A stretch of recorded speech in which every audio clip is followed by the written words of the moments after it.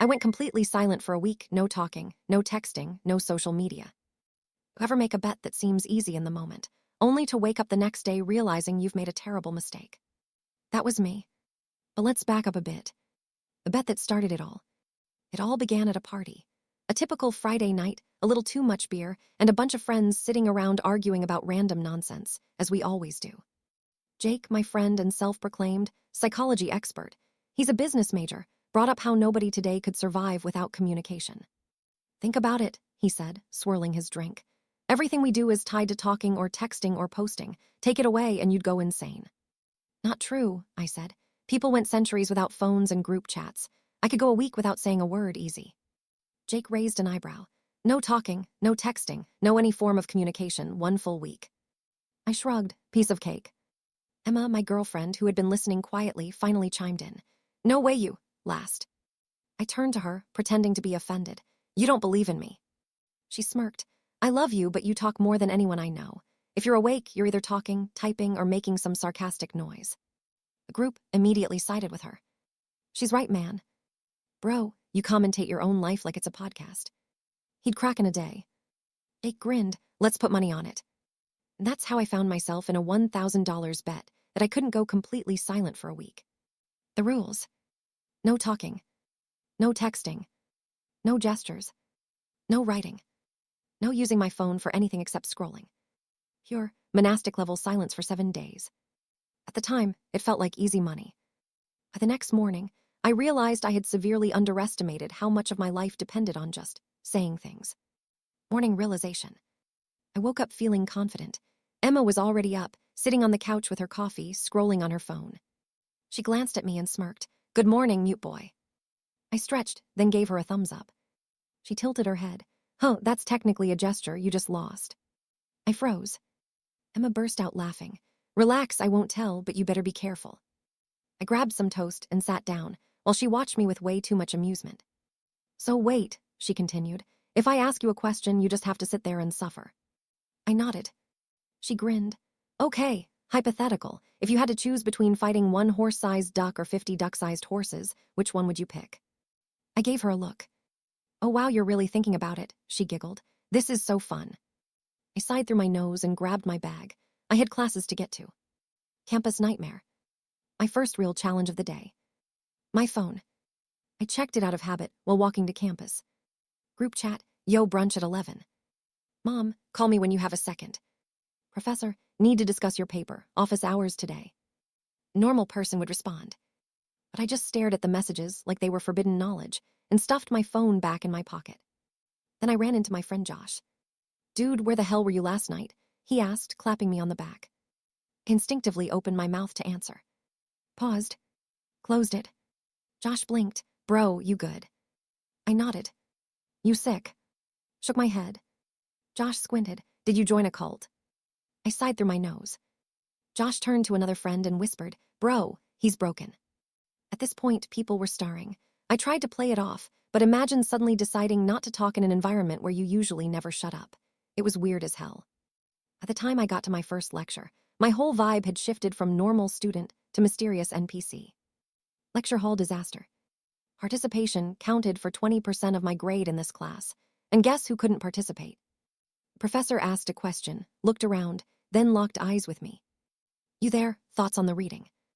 I stared back like a deer in headlights. Solid 5 seconds of silence. People turned to look. Someone coughed. My professor tilted his head. Did you do the reading? I nodded. Would you like to share your thoughts? I opened my mouth like I was about to speak, then shut it again. At this point, Josh actually looked concerned. Professor, all right, moving on then. I felt every single eye in that lecture hall burning into me. Social death at lunch. By lunchtime, I was starting to crack. Josh, Emma, and a few others sat at our usual table in the dining hall. I plopped down with my tray, hopping to blend in. Josh immediately turned to me. Okay, so is this like a vow of silence? Some religious thing? A TikTok challenge? Blink twice if you're in danger. I deliberately didn't blink. Josh leaned back. Bro, he's transcending. Emma, meanwhile, was having way too much fun. You know what's wild? She mused. Technically, this is the most peaceful our group chat has been in years. I rolled my eyes. Josh shook his head. Nah, man, I don't like this. It's like the soul of the group chat is missing. True, someone else chimed in. He usually hypes people up or instigates fights. Emma turned to me, grinning. How does it feel knowing that everything is happening without your input? I just sighed through my nose. At that point, I realized something. People were actually treating me differently. Not in a haha funny joke way, but in a shit is he okay way. Without talking, it felt like I was watching my own life happen from the outside. Conversations happened around me, not with me, and for a guy who talks constantly, that was a mindfuck. End of day one, the regret sets in. At the time Emma and I got back to our apartment, my brain was screaming. She flopped onto the couch. Sue, how was your first day as a monk? I shot her a look. She grinned. Oh wait, I forgot you can't even complain about it. That must suck so bad. I groaned silently. Emma patted my leg. Don't worry, babe. Only 6 more days of existential suffering. This was going to be a long week. Day 2 coming soon. And trust me, shit gets worse. Day 2, the silent struggle intensifies. Waking up on day 2 felt different. The first thing I noticed, the urge to talk was insane. I hadn't realized how much of my morning routine involved just saying things, complaining about my alarm, mumbling a half-asleep morning to Emma, commenting on whatever random thought popped into my head. But now, silence. I dragged myself out of bed and into the kitchen. Emma was already up, sitting at the counter with her coffee. As soon as she saw me, she lit up. Oh my God, you're still doing it, she said, grinning. I nodded. She took a slow sip of her coffee, eyes locked on me. Okay, serious question. If I tell you your fly is down, how will you react? I glanced down instinctively. Emma burst out laughing. That was a test, but wow, that was fast. Your ego is so fragile.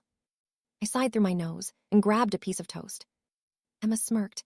You know, I could just start lying to you all the time now, and you wouldn't even be able to argue. I narrowed my eyes. She leaned forward. The cat knocked your laptop off the desk last night, screens totally cracked. I stared at her. A pause. Then she giggled. See, you're trapped. I groaned and grabbed my bag. Time to suffer through another day. The campus conundrum. By day 2, the rumors had started. Apparently, my sudden vow of silence had sent my entire social circle into chaos. I walked into the student lounge and immediately overheard. I think he lost a bet. Nah, he's doing some mindfulness thing. Guys, what if he had a horrible argument with Emma and she cursed him? Emma, cursing me. I turned to her. She was sitting on one of the couches, trying way too hard to suppress a laugh. She shrugged. I might have encouraged that one a little. I stared daggers at her. Josh, who had clearly appointed himself my spokesperson, sat down next to me. All right, we need to test this, he said. Can you talk, or is this some medical thing? I shook my head.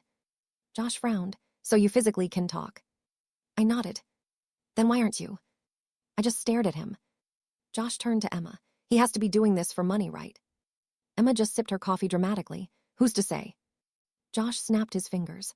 Wait, if he has to stay silent, does that mean we can talk mad trash and he can't say anything back? Emma grinned. I mean, technically, yeah. Josh leaned back, looking way too excited. Oh man, this is gonna be fun. Lecture struggle continues. By the time I got to my afternoon class, I was over it.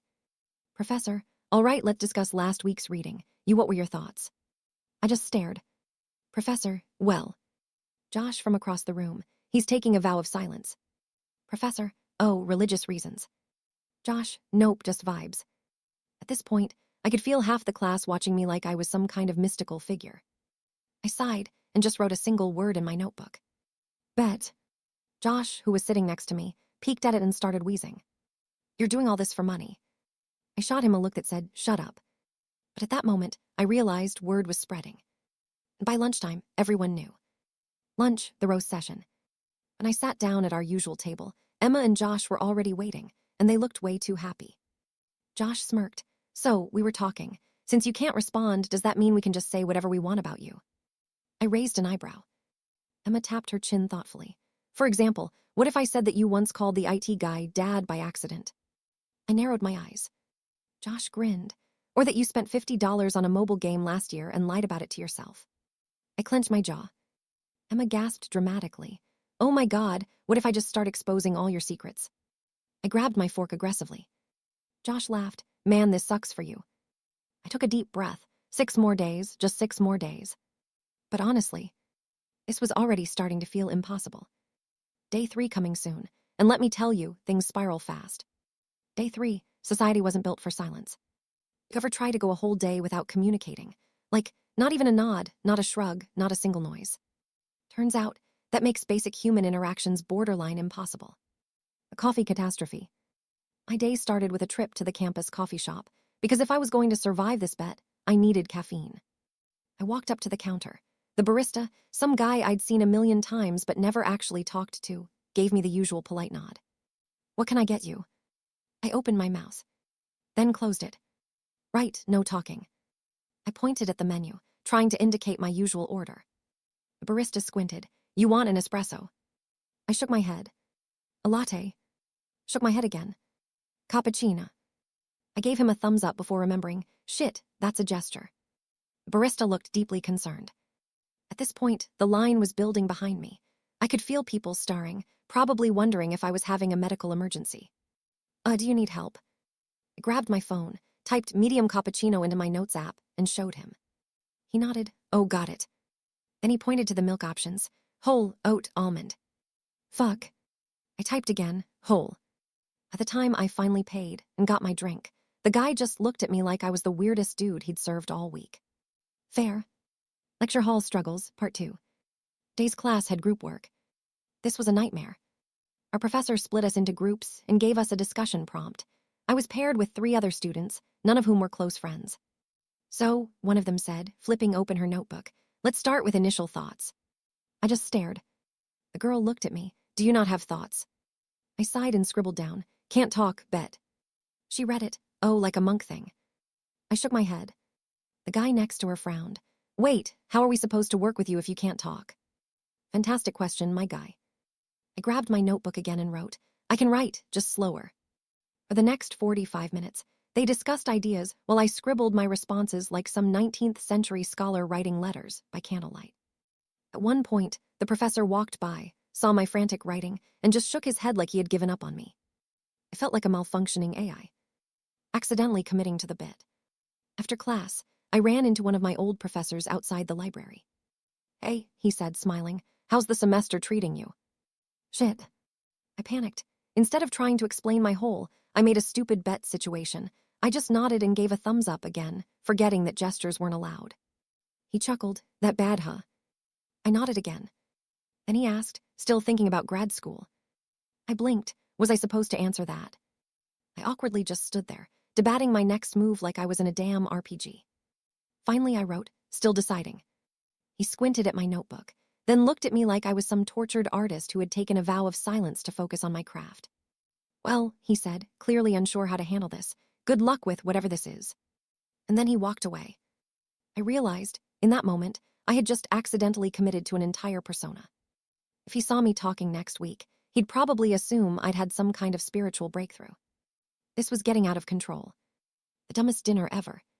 That night, Emma decided to mess with me. She cooked dinner, set the table, then slid a single piece of paper toward me. On it she had written, "You can only communicate in yes-no questions. I am now in control of this conversation." I groaned. She grinned. "Do you love me?" I nodded. "Am I the best girlfriend you've ever had?" I nodded. "Am I the best-looking person you've ever seen?" I hesitated. Emma gasped, "Excuse me." I shook my head frantically. "You hesitated? Wow, you're lucky you can't talk right now because you would not be talking your way out of that one." I rolled my eyes. She smirked. "Did you buy that stupid $15 limited edition coffee last week even though you said you would?" I hesitated again. Emma gasped louder. "You did, I knew it." I slammed my head onto the table. She just laughed. "Oh my God, I am having the time of my life." End of day 3, the silent life ain't it. I went to bed, mentally exhausted. The bet was still winnable, but damn, this was starting to feel like actual psychological warfare. And the worst part, I was only halfway through. Day 4 coming soon, and let's just say, this is where things really fall apart. Day 4, the breaking point. By day 4, the silence wasn't just inconvenient, it was actively ruining my life. The fun little jokes, the teasing, that was nothing compared to what was coming. Because today, my inability to talk actually mattered. The group project meltdown.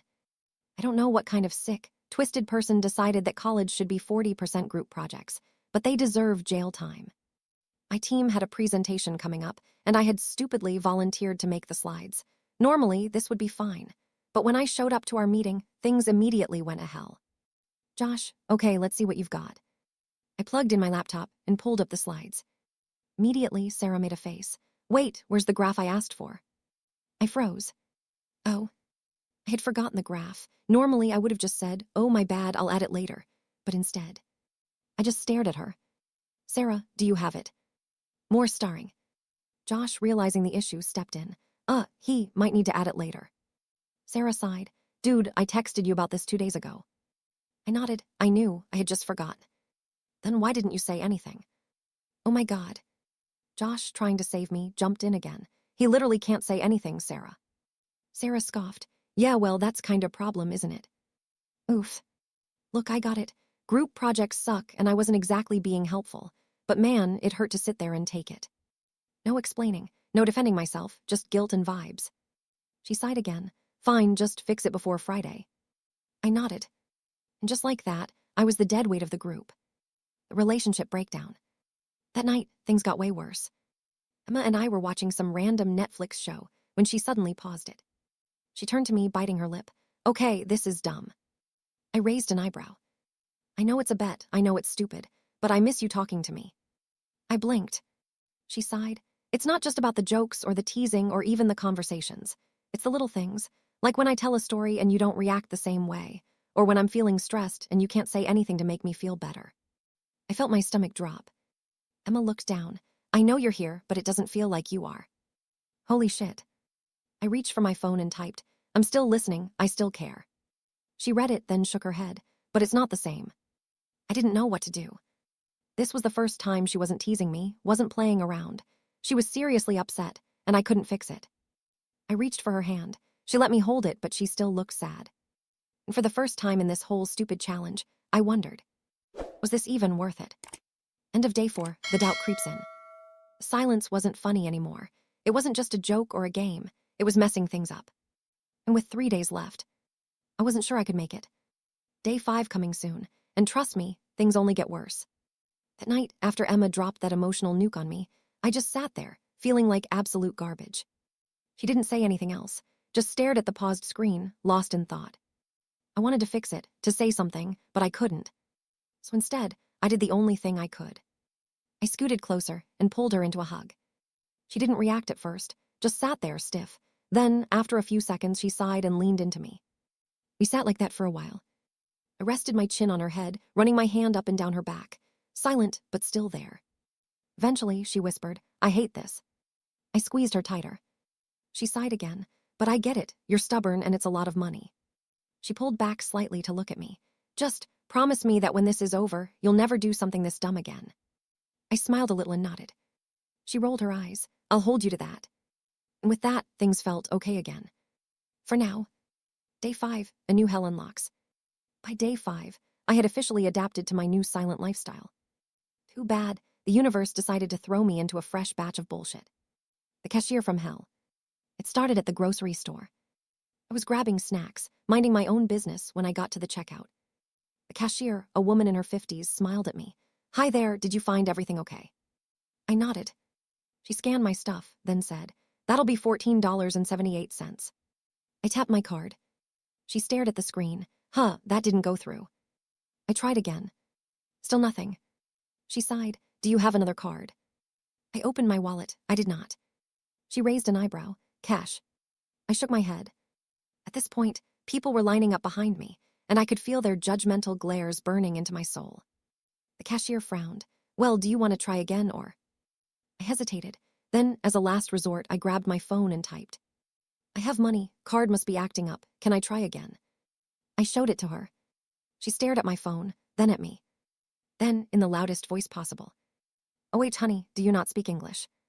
The entire checkout area turned to look at me. I wanted to vanish into the void. I shook my head aggressively and typed, I can speak, just right now. She didn't seem convinced. Oh, you poor thing, where are you from? Lady, please. I tried my card one last time. It worked.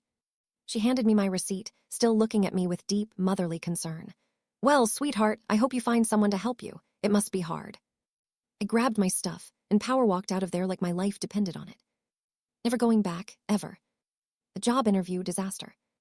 Now, this next part was 100% my fault. See, a couple of weeks ago, I applied for a part-time internship. Nothing crazy, just some resume-padding corporate gig. I never expected to hear back. But of course, they picked this week to email me.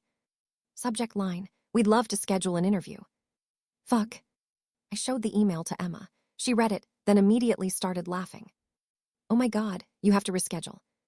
I shook my head. That would be giving up. She grinned. What, you think you can silently ace an interview? What's your plan? A PowerPoint.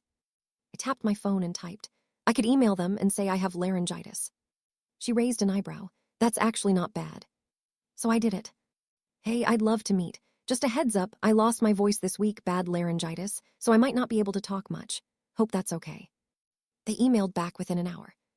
Of course, we can accommodate that. Looking forward to chatting. Chatting? This was going to be a disaster. The silent date. That night, Emma suggested we go out for dinner. I nodded, grateful for the chance to do something normal. We went to this little Italian place, and honestly, it was going great until the waiter showed up. Hey folks, can I start you off with some drinks? Emma ordered her usual, then the waiter turned to me. I opened my mouth, then closed it. The waiter blinked. Emma smirked. Oh, he has laryngitis, he can't talk. The waiter visibly panicked. Oh, okay, do you know sign language? I shook my head. He turned to Emma, now sweating. And you don't either. She shook her head too. So how do I take his order? Emma grinned and grabbed my phone. She typed something, then handed it to me. I looked down. He'll have whatever you think he should try. Surprise him, make it weird. I glared at her. She just smiled innocently. You trust the chef, right? The waiter lit up. Oh, I love this game. Oh no. 30 minutes later, I was staring at a plate of the most unhinged pasta dish I had ever seen. Enjoy, the waiter said, way too proud of himself. Emma was already cry-laughing. And the worst part, it was actually really good. End of day 5, the challenge evolves. Somehow I had survived another day, but I could feel it, the cracks were forming. The finish line was close, but so were a million new ways to fail. And I had no idea what day 6 had in store. Coming soon, the ultimate test of my patience. Day 6, desperation sets in. It's amazing how quickly you can go from thinking this bet was a fun little challenge to realizing it's slowly destroying your life. By day 6, I was running on empty. My brain was fried. My relationships were on the edge. Everything was starting to feel like one massive mistake. A silent confession. I woke up to Emma's text. We need to talk. I'm making breakfast. You better show up. I grabbed my phone and typed. Why, everything okay? She responded with one simple, terrifying word. Come. Great. I had a feeling this wasn't going to be the kind of conversation where I could just type a quick reply and hope it blew over. I showed up to the kitchen, where she was cooking eggs. She was standing there, staring at the stove. Sit, she gestured to the table, and I obeyed. I could tell she had something serious to say, but the words weren't coming easily. Finally, she spoke. I get that this is a bet, and I get that you're doing this for the money. I raised an eyebrow. Emma continued, but it's becoming hard to feel close to you anymore. My chest tightened. Shit. I thought I'd be fine. I figured I could handle it. She glanced at me. But when you can't talk to me, when I try to say something important and you can't even respond. She stopped. I could tell she was holding back frustration. I didn't know what to say. Nothing felt right. So I typed, I don't want to hurt you. I need this. Emma looked down at the table, her voice soft but firm. I need you to be here too, not just physically. I felt guilty in a way I couldn't explain, but I also knew I had to finish this stupid bet. I couldn't back out now, not when I was so close, but shit, this was starting to feel impossible. A college party disaster. Things got even worse that afternoon. One of my friends, Liam, invited me to a college party. I don't know why, but I thought going out might make me feel better, get some fresh air, a few drinks, maybe have some fun for once. Of course, that was a huge mistake. I walked into the crowded apartment, music thumping, people talking, laughing, and I realized I couldn't participate. I grabbed a drink, tried to mingle, but as soon as anyone asked me a question, I had to stand there mute. Yo, you good? Liam asked, clearly confused. I nodded, and then he leaned in like he was going to crack a joke, but instead, he just stared at me. You good, dude? I could see it in his eyes. He was getting frustrated. It's like he couldn't understand why I wasn't responding, why I was acting so weird. Come on, man, stop messing around. It's not funny. I tried to signal that it wasn't a joke, but it wasn't enough. Finally, he threw his hands up. I don't know what your deal is, but you're ruining the vibe, okay? That stung more than I care to admit. I left the party early, feeling like an absolute outsider. The worst day at the library. I tried to focus on schoolwork, hoping that would help take my mind off everything. But no. I spent hours in the library, trying to study for finals, when I ran into Jessica, one of the smartest people in my major. She had always been friendly, but we'd never really connected outside of class. "Hey, you're looking a little rough," she said, grinning. "Everything all right?" I froze. This was bad. I opened my mouth, then remembered I couldn't talk. I grabbed my phone, quickly typed, "Just doing a bet, can't talk for a week." She raised an eyebrow. "Wait, seriously, you're doing that challenge?" I nodded, feeling embarrassed. Jessica looked at me for a second, then grinned. "All right, you're a braver man than me." Then she sat down across from me. "You know I don't get it. Why put yourself through this?" I typed again. "Money, $1,000. Her eyes widened. "Oh wow, that's a lot of cash." She paused, then added, "But honestly, it's a bit pathetic, don't you think?" I wasn't sure how to react. I could feel the embarrassment creeping up again, but it was too late to change anything now. She smiled sympathetically. "You'll get through it, but man, you're gonna have one hell of a time explaining this to anyone after." I just sighed and went back to my notes. The breaking point. That night, as I lay in bed, I thought about everything. Emma's disappointment, the weird looks from people at the party, the lack of connection with my friends. Was it really worth it? Emma had said it herself. She didn't feel close to me anymore. And at this point, I wasn't even sure if winning this bet would make up for all the damage I was causing. I typed a note into my phone. Is $1,000 worth losing my relationship? And honestly, I didn't know if I could keep going. End of day 6, the quiet chaos.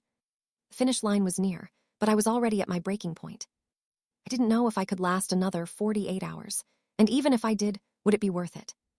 The emotional weight of this bet was getting heavier by the minute. Day 7, I wasn't sure I could make it. Coming soon, the final test of endurance and resolve. Day 7, the final stretch. It was almost over. I could see the finish line, but it felt like I was running through mud, slow and heavy, with every step feeling more exhausting than the last. The ultimate realization. I woke up that morning feeling drained, physically, emotionally, mentally. Emma was already up, making coffee in the kitchen. I could tell she was holding back something, but for once, she didn't ask me how I was doing. Maybe she had finally stopped expecting anything from me. I sat at the table, my phone in front of me. I had one last message to send to myself. $1,000 or my sanity. I typed it out, stared at the screen for what felt like an eternity, and then deleted it. It wasn't about the money anymore. The big moment. Emma sat down across from me, her eyes tired. "I've been thinking about the bet." I didn't react, just nodded, trying to gauge where this conversation would go. She took a deep breath and said softly, "I think you've learned your lesson." I blinked, unsure if she was talking about the bet or something deeper. She continued, "You've proven you're stubborn, and I get that, but I'm not going to sit here and watch you throw away something important for some stupid challenge." I opened my mouth, ready to say something, but then I realized I couldn't. She looked at me, eyes softening. "You don't need to prove anything. You're already worth more than a bet. You don't need $1,000 to make me happy." That hit me harder than any lecture or argument ever could. I typed a message to her, my fingers trembling slightly as I did. "I'm sorry, you mean more to me than anything."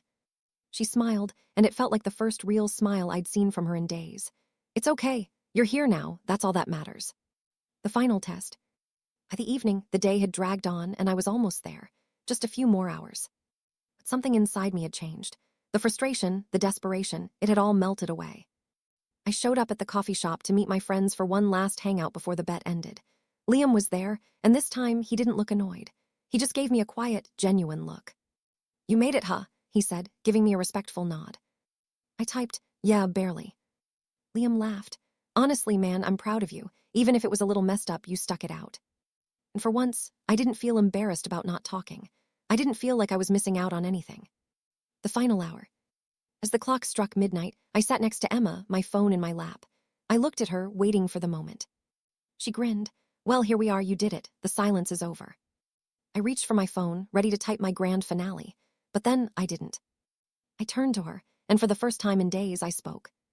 "I love you. I'm so sorry for everything." She blinked, then laughed softly, shaking her head. "You don't have to apologize, dummy." It felt like a weight had been lifted. The pressure was finally gone. I didn't need $1,000 to know what I had learned through all of this. The conclusion. I won the bet, but the true reward wasn't the cash.